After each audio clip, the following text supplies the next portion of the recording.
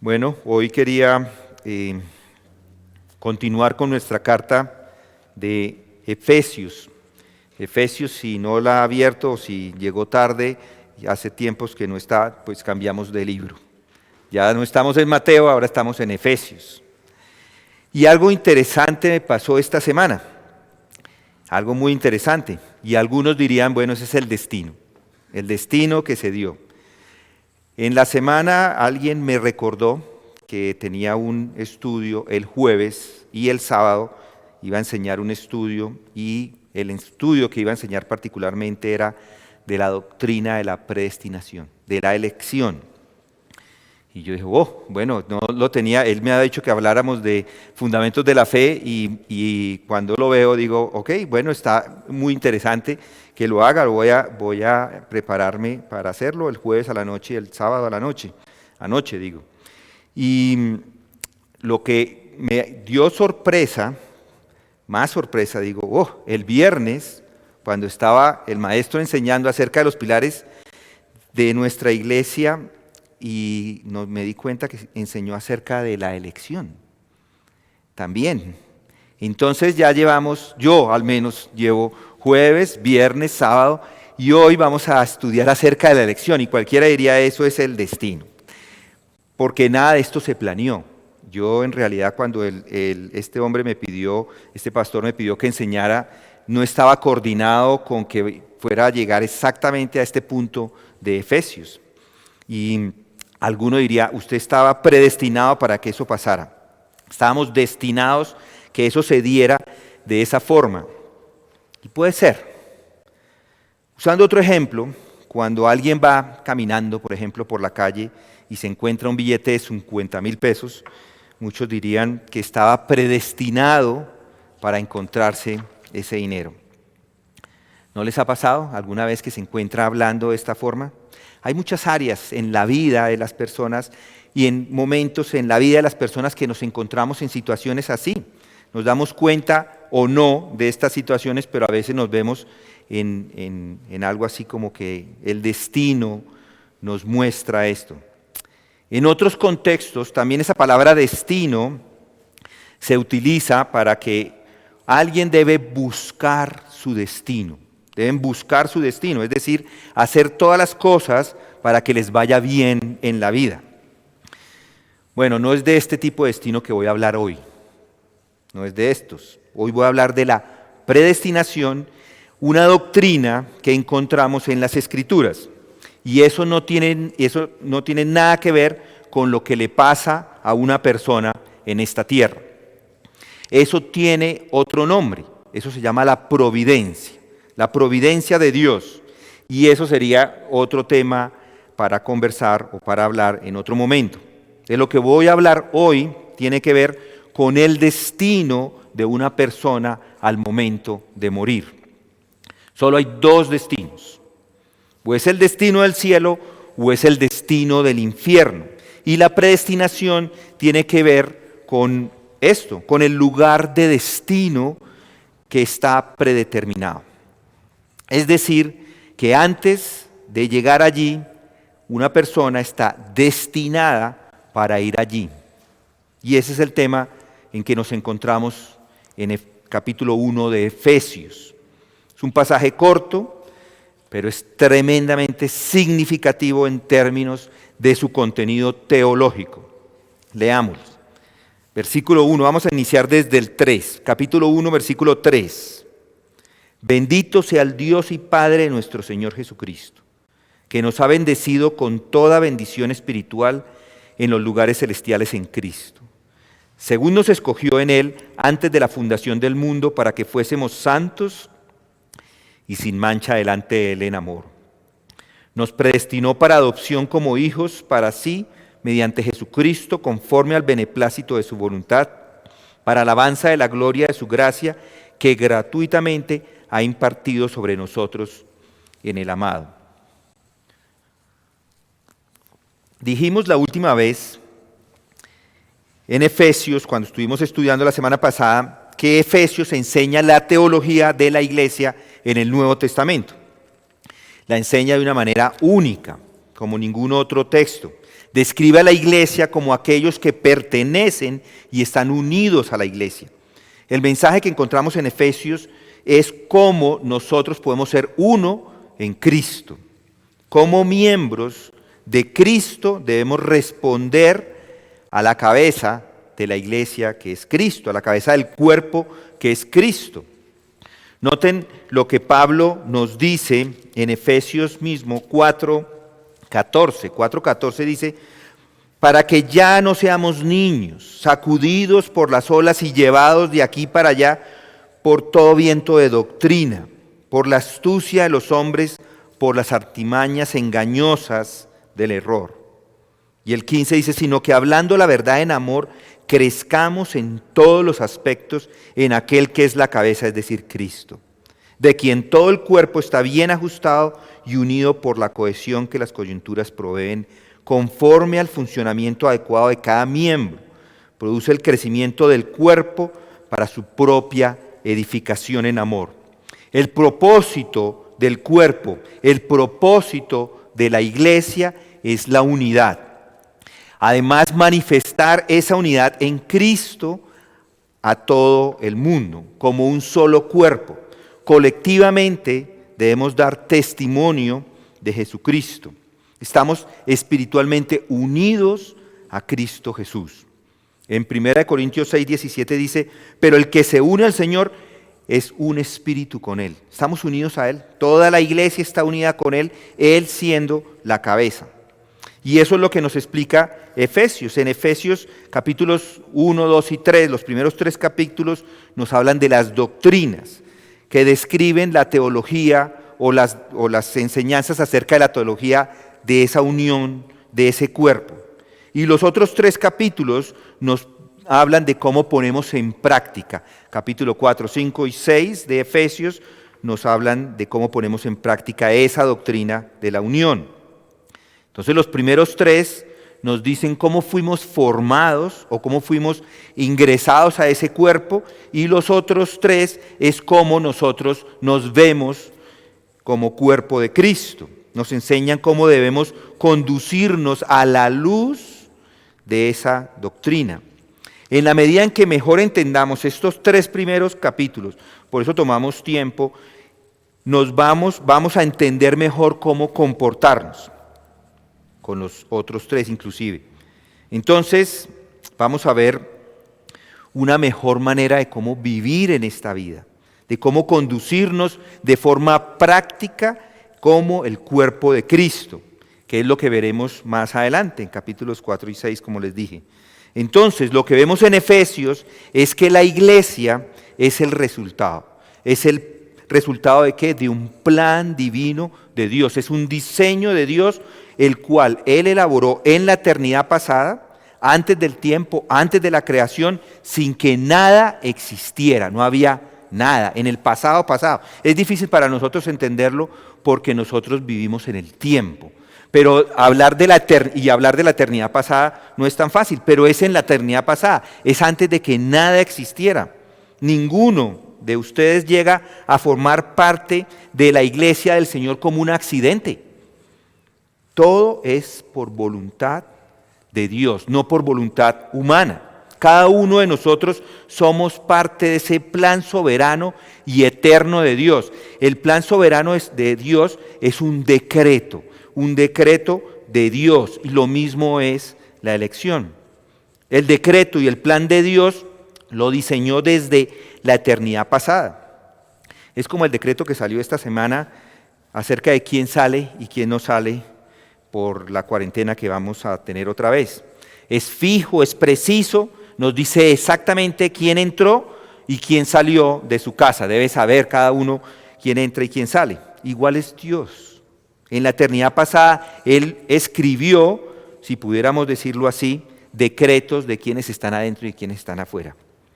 El decreto de la destinación es que los predestinados forman parte de la iglesia. Ese es el decreto. Y los que son parte de la iglesia van a vivir una vida en gloria con Dios para siempre. Y Pablo, inspirado por el Espíritu Santo, expresa esta verdad de forma clara y contundente. Romanos 8:28. Vayan conmigo, dejen su marca aquí en Efesios y vengan conmigo a Romanos 8. En Romanos 8:28 dice, y sabemos que para los que aman a Dios todas las cosas cooperan para bien. Esto es, para los que son llamados conforme a su propósito. ¿Cuál es su propósito? ¿Qué es lo que está diciendo Pablo acá? ¿Cuál es el propósito o cuál es el plan de Pablo? Miren lo que dice el versículo 29. Porque a los que de antemano conoció, también los predestinó a ser hechos conforme a la imagen de su Hijo, para que Él sea el primogénito entre muchos hermanos. Y el 30, a los que predestinó, a estos también llamó, y a los que llamó, a estos justificó, y a los que justificó, a esos también glorificó. Ese es el plan de Dios, y no hay nada ni nadie que pueda cambiar ese plan. Ese plan no está sujeto a ninguna contingencia. Ese es el plan de Dios para los suyos. Ese es el decreto eterno para la humanidad. Y lo vamos a ver en Efesios 1. Ahora regresemos a Efesios. Vamos a estar en Romanos y Efesios, así que deje también su marca si puede en Romanos y vamos a Efesios. Ahí en Efesios 1, versículo 3, y del 3 al 14 sabemos que es una oración, ya lo habíamos dicho, es una oración larga, es una sola oración. El apóstol lo que está haciendo acá es simplemente exaltando a Dios al considerar las verdades de ese plan divino, que incluye la elección, la redención y la herencia. Bendito, dice él lo alaba desde el comienzo, bendito sea el Dios y Padre de Jesús. En esa oración está bendiciendo a Dios porque Dios nos ha dado no solamente la elección, la redención y la herencia. Aquí lo encontramos en estos textos. Ya estudiamos a profundidad ese versículo 3. Bendito sea el Dios y Padre de nuestro Señor Jesucristo, que nos ha bendecido con toda bendición espiritual en los lugares celestiales en Cristo. Esa es la realidad. No voy a volver allí, pero quiero que noten unas palabras. Nos bendijo en los lugares celestiales en Cristo. Los lugares celestiales en Cristo hacen referencia a un lugar físico. ¿Y cómo puede una persona entrar a esos lugares celestiales? Ya lo veremos, pero hay algunas ideas erróneas. Uno podría ser entrar a las malas. Yo quiero entrar a las malas allá, y eso fue lo que trató de hacer Satanás. Trató de entrar a las malas. Él trató de conquistar el cielo, pero por el contrario, él fue el conquistado. Esa puede ser una opción. Otra opción puede ser errónea también, tratar de entrar como algo que se gana.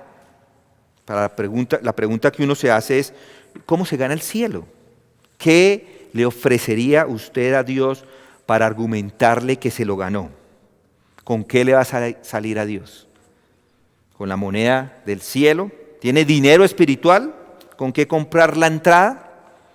No. Otra idea sería, que también errónea, es que se recibiera por herencia, que uno recibiera el cielo por herencia. Una herencia se recibe cuando el propietario se muere, ¿cierto? Pero el propietario es eterno. No hay opción, él no muere, entonces tampoco funciona. Otra opción puede ser que le pida a Dios que le dé la entrada, pero eso tampoco funciona, porque las Escrituras nos enseñan que nosotros como humanos, como seres humanos, no somos del tipo de pedir, no somos de la clase de personas que vamos a ir a pedirle a Dios. Si Dios no hace nada en nuestra vida, no vamos a Él. No hay quien busque a Dios, dice Pablo en Romanos. No hay ni siquiera uno. Nadie lo busca. Por el contrario, le desechamos las bendiciones de Dios, queremos hacer nuestra voluntad y que todo se haga a nuestra forma. Es decir, que si somos dejados a nuestras propias decisiones, nunca vamos a buscar a Dios para nada. Entonces, ¿cómo es que una persona puede recibir las bendiciones celestiales en Cristo, de la que nos habla Efesios? Bueno, la respuesta está en los versículos 4 al 6. Esa entrada a los lugares celestiales en Cristo es un acto soberano de Dios es un acto soberano de elección. Noten lo que dice ahí el versículo 4, según esta palabra del versículo 4, lo que está haciendo es unir lo que acaba de decir en el 3 con el 4. La idea es que Él escogió. Él no se escogió en Él antes de la fundación del mundo para que fuésemos santos y sin mancha delante de Él. En amor nos predestinó para adopción como hijos, para así mediante Jesucristo conforme al beneplácito de su voluntad, para alabanza de la gloria de su gracia que gratuitamente ha impartido sobre nosotros en el amado. Estos textos lo que enseñan es que las bendiciones de la salvación llegan porque Dios ha determinado que lleguen desde antes de la fundación del mundo y Él lo ha determinado para sus escogidos y solamente se las da a los escogidos. Esa es la doctrina de la elección. Además que esta es una doctrina, aquí podríamos dejar, cerramos y yo me voy, ya cancelamos, pero no podemos quedarnos ahí.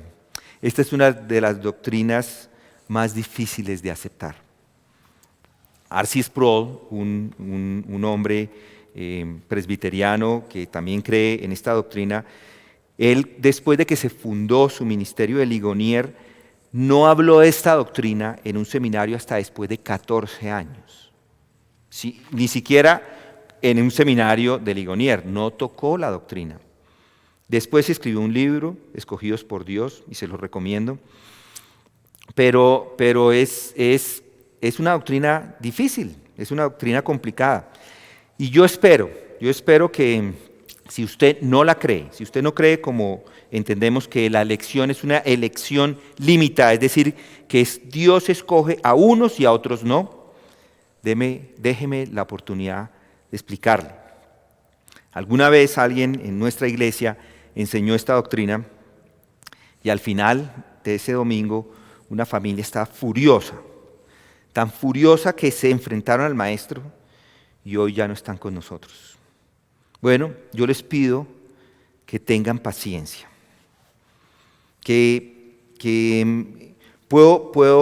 tengan paciencia con nosotros en lo que estamos haciendo acá. Si no cree, déjeme no solamente mostrarle hoy, tenga paciencia y puede que tome algún tiempo antes de que usted la acepte. Si todavía no está convencido después de un tiempo, yo le pido todavía más paciencia. Tenga paciencia. Yo personalmente no tuve muchos problemas con ella. Yo llevo más de 20 años estudiando las doctrinas y particularmente cuando entendí, la creí, para mí no tuvo ningún problema porque es que a mí nadie me había enseñado nada más.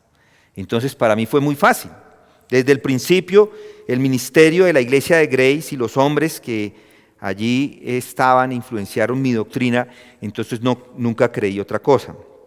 Pero después de estudiar todas las posiciones, yo sí creo que la posición que nosotros proclamamos es la correcta.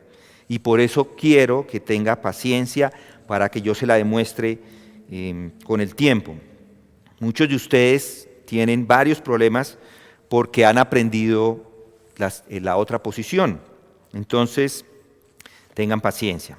La palabra predestinación significa trazar un destino de antemano.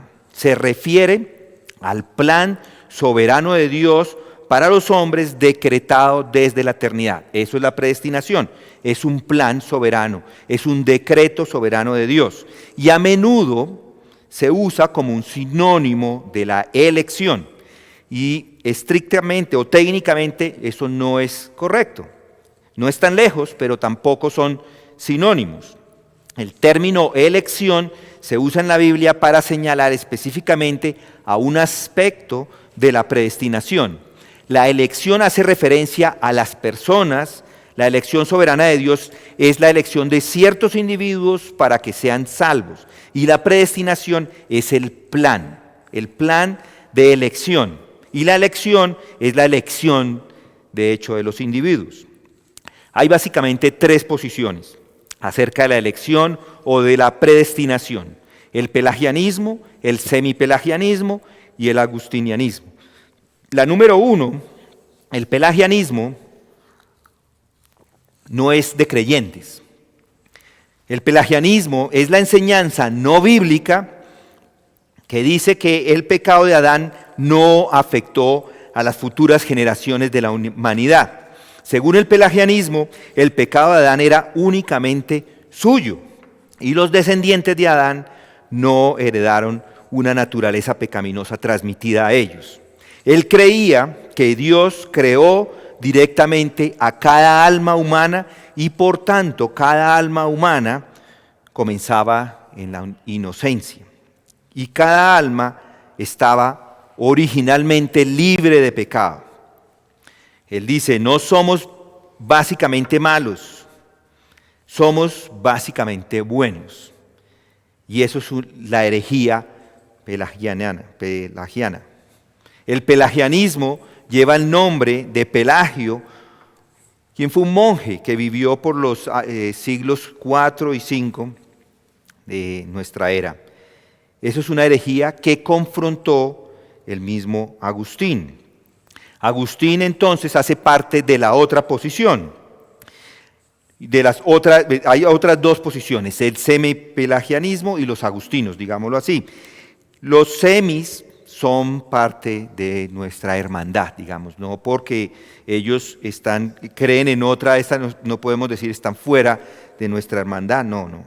Hay hombres en cada una de estas dos posiciones. Los agustinos, pues está Agustín, por supuesto, está Tomás de Aquino, que también algunos de pronto lo pensarían y dirían, pero ¿qué hace Tomás de Aquino entre la doctrina agustina? Y siendo un católico, siendo un erudito católico, él creía la doctrina como nosotros la creemos.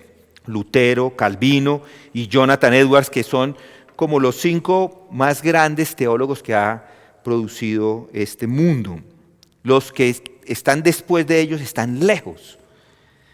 Del otro grupo, de los que son semis, está Pelagio, que es parte de ese grupo. Digamos, Pelagio fue el que estaba en el primer grupo, pero digamos, lo podemos poner ahí, los que están con él, Arminio, Melanchthon. Melanchthon también es interesante porque él estaba con Lutero, con Calvino. Lutero, Calvino, ahora ya no. Bueno, Wesley, los hermanos Wesley y Finney. Estos hombres están en el otro grupo. Y uno no puede desechar la historia. Es decir, a veces la doctrina de la elección se le adjudica solamente a aquellos que son considerados bajo el campo calvinista. Y si es que ustedes son los calvinistas, son los únicos que creen en esa doctrina. Pues no son los únicos. Hay hombres de hace mucho tiempo que creen en la misma doctrina de la elección. Y de hecho, hoy día, por ejemplo, tenemos a teólogos como Van Til, Boyce, Hughes, Schaeffer, que hacen parte de los agustinos, y tenemos hombres como Lewis, Geisler, Pinnock, y Billy Graham no es no es un teólogo, pero hace parte de ese otro grupo de los semipelagianistas. Entonces tenemos hombres de lado y lado, pero eso no sería la manera de cómo se soluciona una doctrina. Una doctrina no se soluciona sumando hombres buenos de un lado y poniendo una balanza a ver en dónde están o dónde no están. Podríamos tirar otros nombres ahí, pero así no funciona. Todo se resuelve con las Escrituras. Es a ellas a las que debemos siempre ir. Todo se resuelve en la Biblia. Y noten la palabra en versículo 5 de Efesios, dice, nos predestinó. Esa palabra es una palabra bíblica. No es una palabra para teólogos. Esto la encontramos en las Escrituras. La predestinación es el destino de antemano que una persona tiene cuando muera. Dios por decreto, por su plan eterno, elige a los que están destinados a la salvación. La enseñanza es que nuestro destino final está en las manos de Dios, ya sea el cielo o ya sea el infierno. Y la pregunta que uno se hace es, ¿y entonces cómo elige Él? Según nos escogió, dice ahí, nos escogió en Él. La elección se entiende de dos formas, dependiendo del campo en que nos encontremos.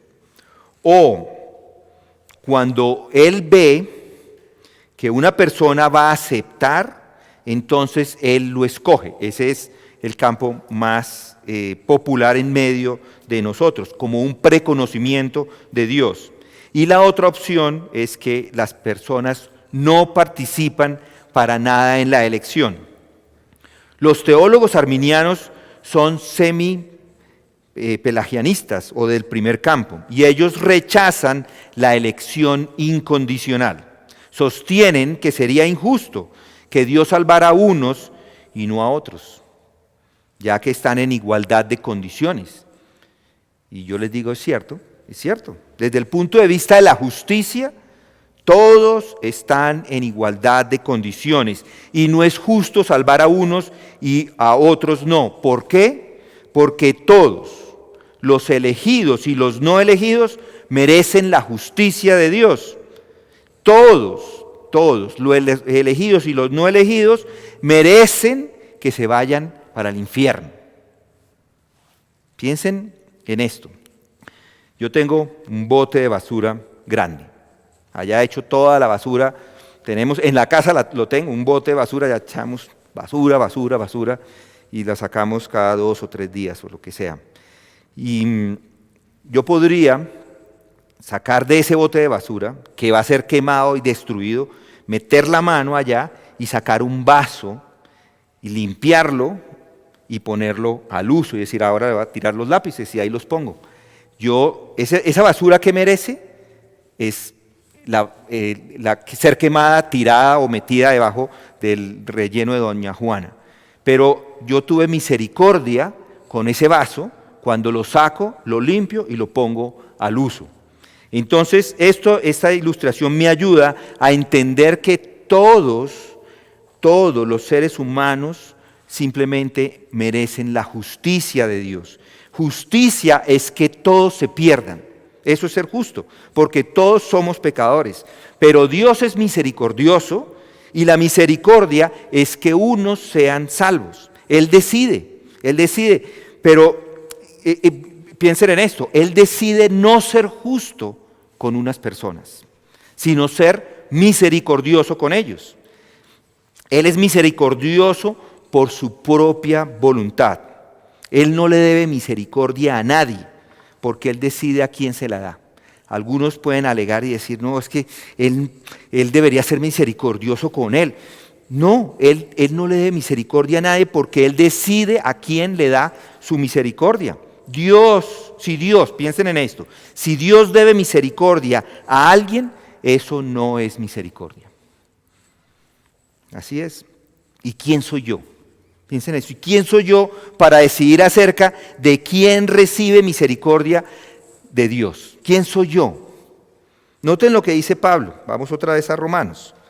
Noten lo que dice Pablo en el versículo 9 del capítulo 9. Ahí nos da esto con claridad. Dice, versículo 9 del capítulo 9 dice, porque esta es una palabra de promesa. Por este tiempo volveré y Sara tendrá un hijo. Y no solo esto, sino que también Rebeca, cuando conoció mellizos de uno, nuestro padre Isaac. Porque cuando aún los mellizos no habían nacido y no habían hecho nada, ni bueno ni malo, para que el propósito de Dios conforme a su elección permaneciera, no por las obras, sino por aquel que llama. Se le dijo a ella, el mayor servirá al menor, tal como está escrito, a Jacob amé, pero a Esaú aborrecí. ¿Qué diremos entonces? ¿Que hay injusticia en Dios? De ningún modo. Porque Él dice a Moisés, tendré misericordia del que yo tenga misericordia y tendré compasión del que yo tenga compasión. Así que no depende del que quiere ni del que corre, sino de Dios que tiene misericordia.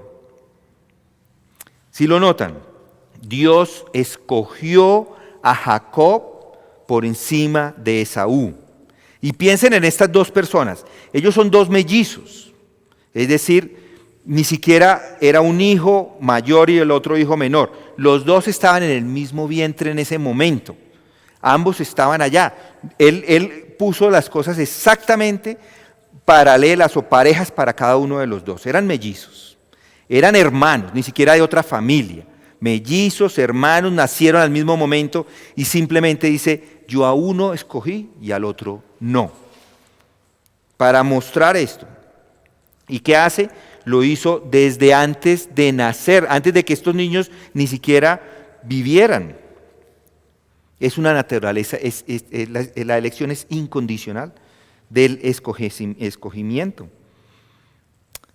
Es lo mismo que encontramos en Efesios, antes de la fundación del mundo. Él elige, Dios elige, y es antes de que ni siquiera Jacob o Esaú vivieran. ¿Y para qué lo hace? Para descartar el mérito personal en esa elección. En el momento de la elección de Dios, ellos no habían hecho nada ni bueno ni malo. Ninguna de las maldades de Esaú hizo que Dios tuviera algún tipo de prejuicio en su contra. Y ninguna de las acciones buenas de Jacob hizo que Dios estuviera predispuesto a su favor. Más bien, Él lo eligió. Eligió a Jacob por encima de Esaú. ¿Para qué? Noten el versículo 11. Para que el propósito de Dios conforme a su elección permaneciese. La elección es un propósito de Dios y es un propósito eterno. Pablo cada vez es más claro. Y noten ahí mismo en el 11, a medida que va hablando, añade una negación y noten, dice, él ahí afirma, no es por las obras por las que él llama, no es por obras. Y esto es una declaración clara, concisa, soberana, de que Dios había escogido a Jacob por encima de Esaú. Escogido antes de que hubieran hecho algo bueno o algo malo.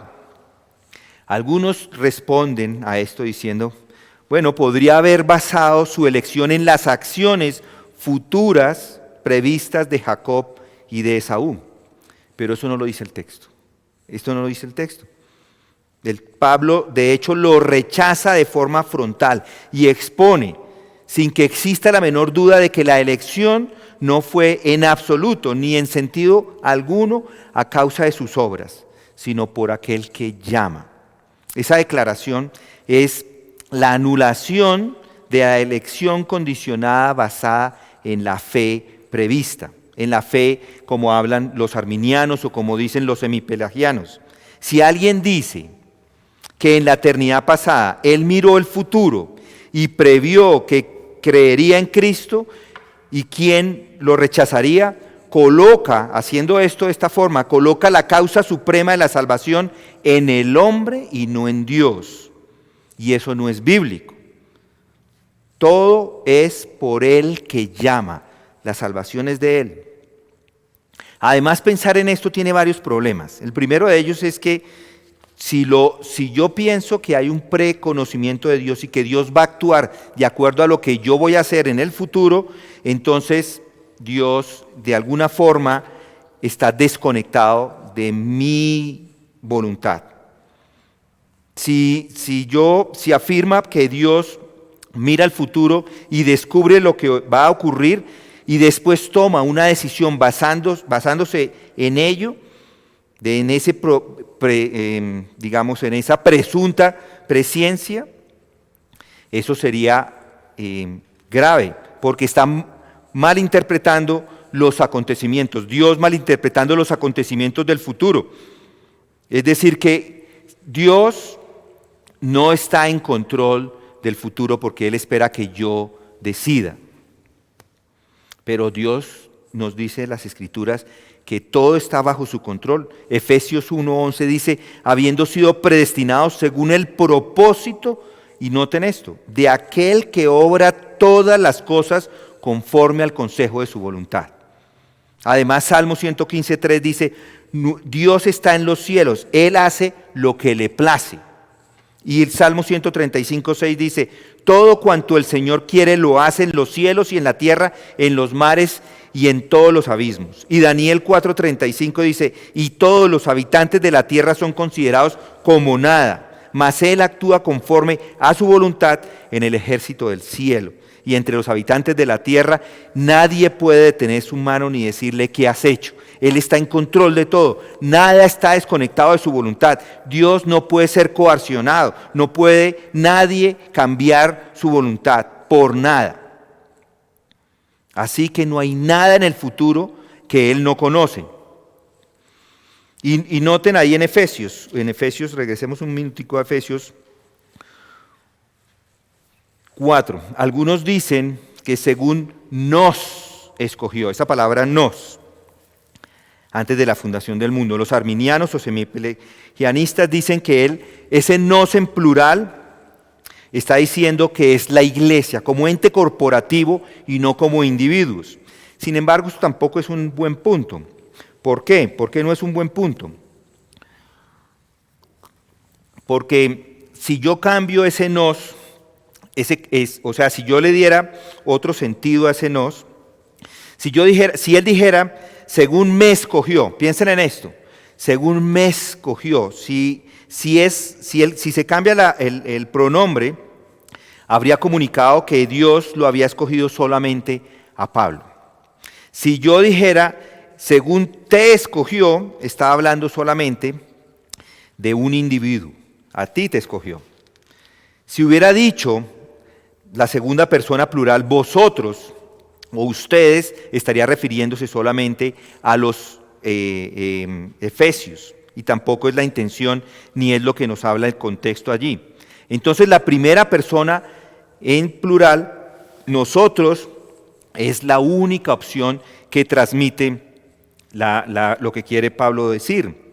Dios ha escogido a cada creyente individual en Cristo según su beneplácito soberano.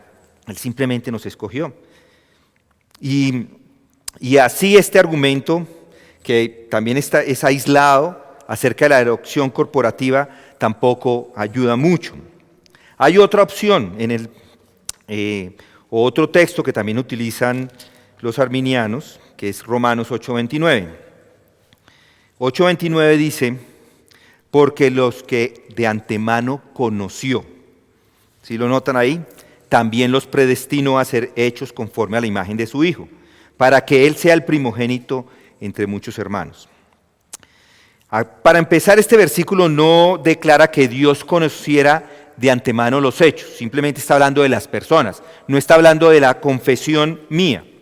Que Dios conociera las acciones o elecciones de sus criaturas, lo que está diciendo es que Él conoció de forma íntima a las personas.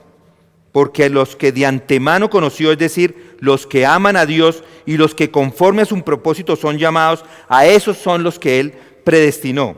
Y si el conocimiento previo del que habla Romanos 8:29, que como dicen los arminianos, debe ser, si lo equiparo a simplemente conocer, entonces no estoy siendo justo con esta palabra. De hecho, si Él solamente, piensen en esto, si Él solamente conoce, o si Él solamente conociera a un grupo de personas, o pensemos, Él conoció, si Él conoce, me regreso un poco, si Él conoce solamente a unos, entonces no es omnisciente. ¿Sí o no? No es omnisciente. O si Él los conoce a todos, pero no los salva, entonces también tiene una falla esa doctrina, porque Él debería, si los conoció a todos, pues entonces todos eran, porque el texto dice que aquellos que conoció son los que puso en la gloria. Esa cadena no se rompe en ningún lugar, a los que conoce también están en el cielo. Entonces ese conocimiento tiene que ver a otra cosa. En realidad ese conocimiento es un conocimiento personal, es un conocimiento íntimo.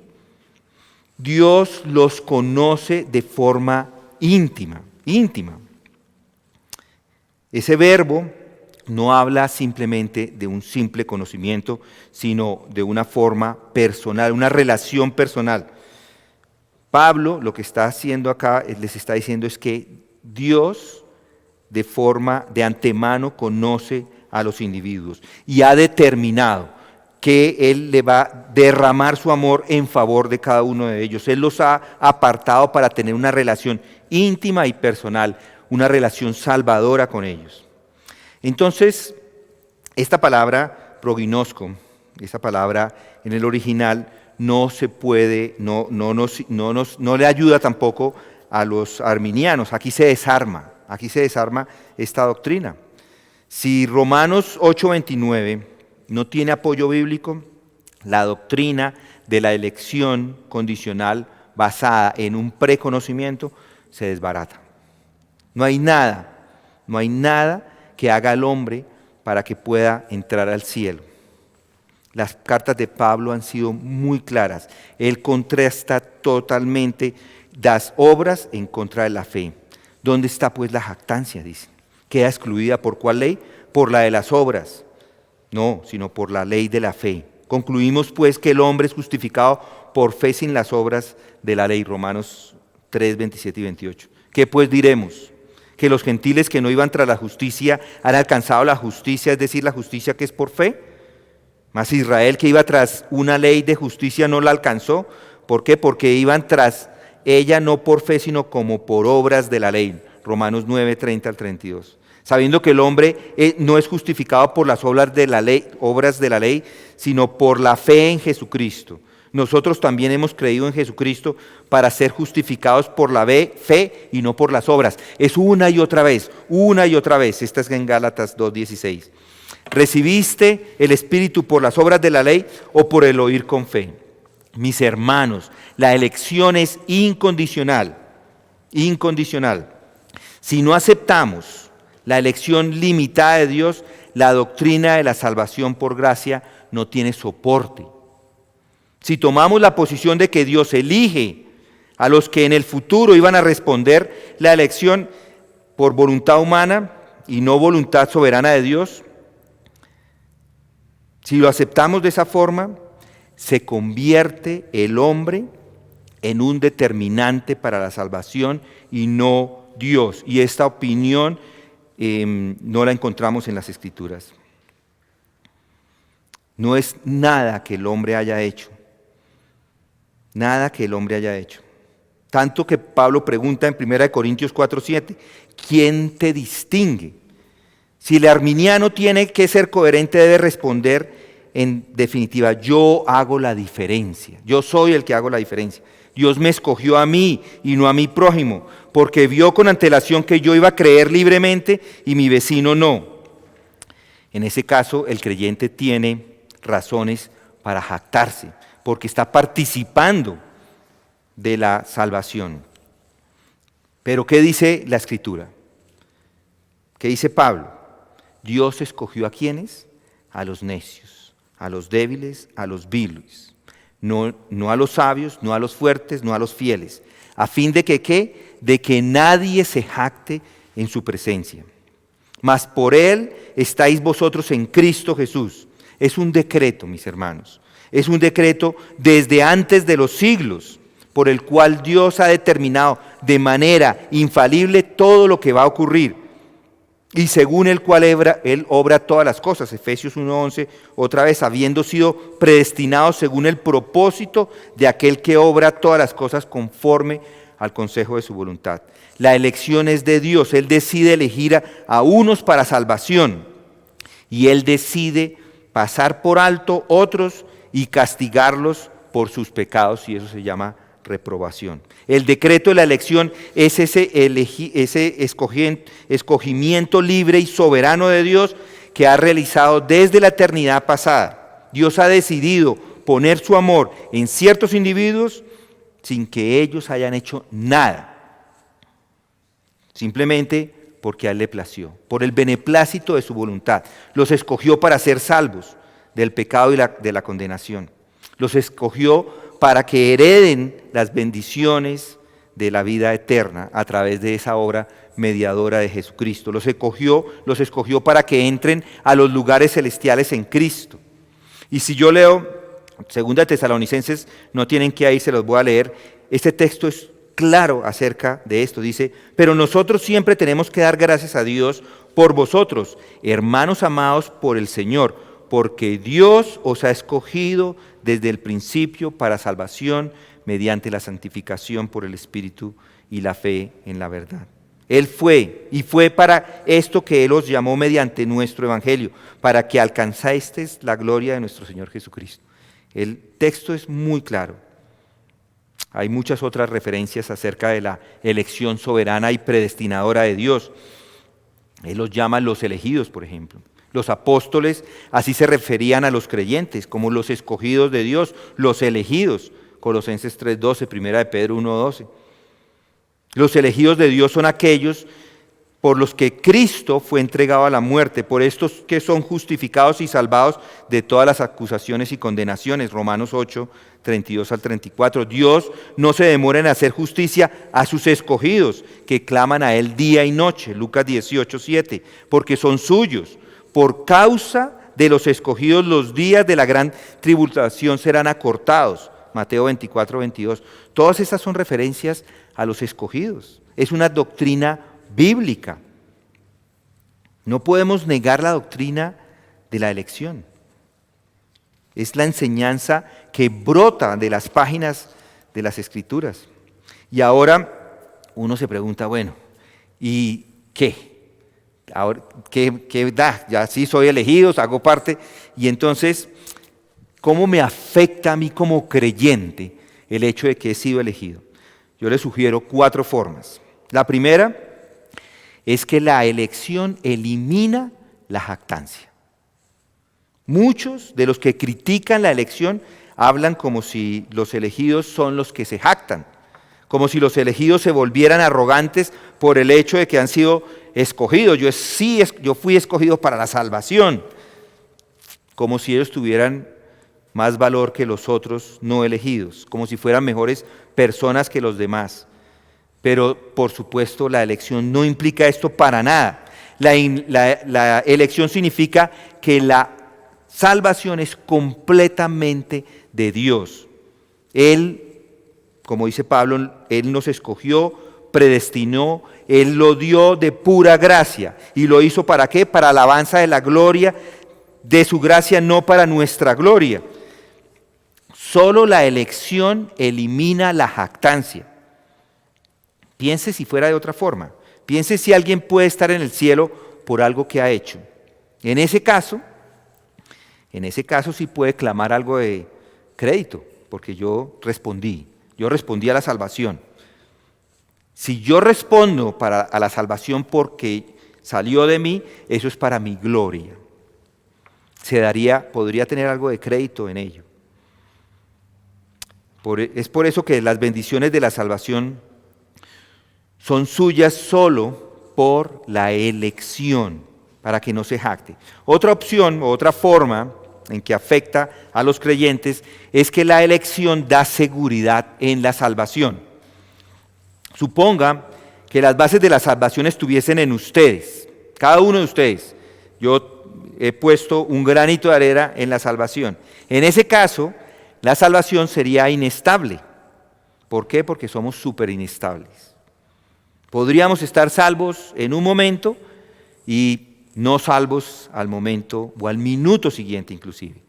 Calvino lo dijo, si nuestra salvación no estuviese asegurada en la elección de un Dios eterno, es con toda certitud que Satanás quitaría en cada minuto de nuestra vida la salvación. Por eso la elección está segura. Calvino encontró, noten el versículo 5 de Efesios, Calvino encontró la seguridad de la salvación en ese versículo. Nos predestinó para adopción,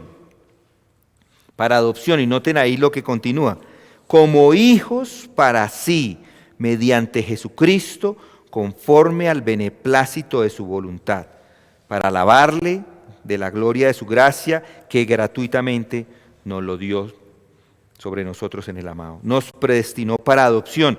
Esa palabra adopción significa que hemos sido incrustados en esa familia de Dios, de tal forma que nosotros no hicimos nada y nos convertimos en sus hijos y Él se convierte en nuestro Padre Celestial.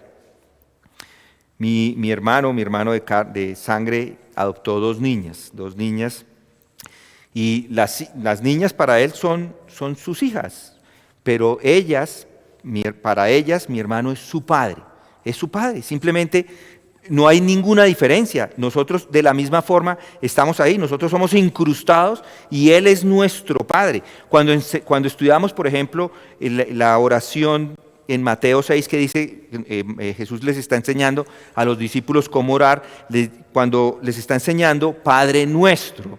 Si no es su Padre, pues en realidad es toda persona que no considera a su Padre como su Padre, es simplemente hipocresía. Somos adoptados, somos parte de esa realidad y Él es nuestro Padre.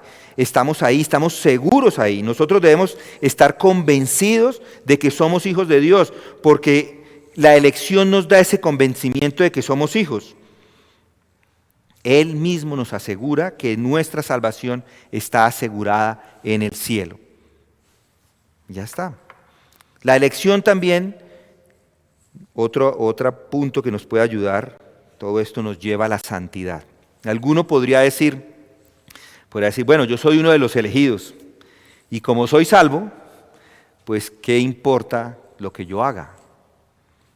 Por lo tanto, voy a disfrutar de mi pecado y me voy a entregar a mis deseos pecaminosos. Aquellos que así piensan o no son elegidos o son elegidos pero no han sido regenerados. La elección es antes de la fundación del mundo. La regeneración llega después. La elección es antes. ¿Por qué? Porque así como dice el verso 3, dice que la elección lleva a las personas a los lugares celestiales. Esos lugares celestiales está hablando también de santidad. Siempre la elección o la salvación lleva a la santificación. La salvación lleva a la santificación. Asimismo, la elección y la santificación van de la mano. Estas nunca están separadas. Tal como dijo John Stott, un inglés hace años, dijo, la elección está lejos de animar el pecado. La doctrina de la elección la prohíbe y por el contrario cimienta la necesidad de la santidad. Mis hermanos, si no estamos creciendo en santidad, no somos elegidos, no somos de los elegidos, todavía estamos en nuestros pecados. Y adicionalmente la elección, como cuarto aplicación, promueve el evangelismo. Algunos piensan que la elección hace el evangelismo innecesario. Dice, pues entonces si yo ya soy elegido, ¿para qué hago evangelismo? ¿Para qué llevo el mensaje de salvación? Si Él mismo va a salvarlos sin importar. Pero el hecho de que Dios escoja para la salvación no elimina los medios que Dios ha utilizado para llamar a las personas a la fe, a aquellos que Él ha elegido. Una de las maneras de llamar a una persona a fe es la proclamación del Evangelio a los incrédulos. Pablo, 1 Corintios 1:21 dice, porque ya que en la sabiduría del Dios el mundo no conoció a Dios por medio de su propia sabiduría, agradó a Dios mediante la necedad de la predicación salvar a los que creen. La salvación viene por medio de la predicación. Esto lo está hablando el mismo Pablo, que sabe con certeza acerca de la elección. Él dice, hay que salir a predicar igual. Y él fue el más grande misionero que ha existido. Hasta que no entendemos acerca de la elección, es que no reconocemos la importancia de hacer evangelismo. Piensen esto. Si los corazones de los hombres, los corazones de las mujeres están opuestas a Dios en todo lo que Dios es y todo lo que Dios hace, la Biblia dice que si Dios no elige a las personas y las llama de forma efectiva por medio del Espíritu Santo, de tal manera que ellos respondan con fe, no van a ser salvos, entonces nosotros en este momento tenemos esa posibilidad de ser usados por Dios para guiar a las personas a la salvación. Si Dios no los llama efectivamente, es cierto que yo y usted no podemos hacer nada. No podemos hacer nada. Yo puedo predicar, pero si esa persona no ha sido elegida, no hay nada que hacer. Por otro lado, si Dios está haciendo su trabajo basado en su propia elección de algunos, podemos hablar con toda confianza, porque la palabra de verdad va a llegar a esas personas y ellos van a venir a la fe. Nosotros no sabemos quiénes son, simplemente predicamos. La única manera de saber quiénes son es por medio de la predicación del Evangelio y por medio del crecimiento en santificación de las personas. Nuestra tarea es predicar el Evangelio, sabiendo que todos los que Dios ha elegido antes de la fundación del mundo, van a venir a los pies de Cristo. Esto nos quita un peso gigantesco de encima. Nosotros queremos predicar a las personas y a veces no entienden, no quieren, no aceptan.